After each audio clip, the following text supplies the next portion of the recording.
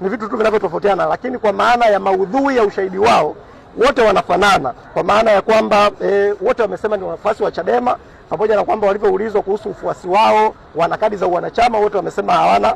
kadi za uwanachama na hawajaweza kuthibitisha kuhusu ufuasi wao. Lakini jambo lingine pia ambalo limetokea leo, tumemwona Mheshimiwa Tundu Lissu kama mshtakiwa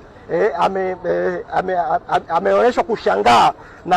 hao waliojiita ni wafuasi wa Chadema, na yeye amekiri mahakamani kwamba angalau wafuasi wa Chadema na wafuasi wake na wanachama wa Chadema huwa wana akili, lakini yeye ameshtushwa na aina ya ushahidi ambao watu wao walikuwa wanautoa mahakamani. Ameshangazwa na namna ambavyo hawana uelewa wa mambo mengi, ikiwemo hawajui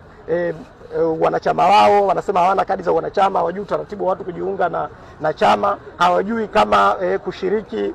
kuzuia uchaguzi kama ni kosa kisheria. Kwa hiyo Mheshimiwa Lissu ameonyeshwa kushangazwa na mashahidi ambao wao wamejiita ni wanachadema, na yeye mahakamani amesema kwamba nyie hamtakuwa wanachadema kwa sababu kuna baadhi ya vitu ni vya msingi na basic kabisa hamvifahamu. Hilo lilikuwa ni jambo la pili.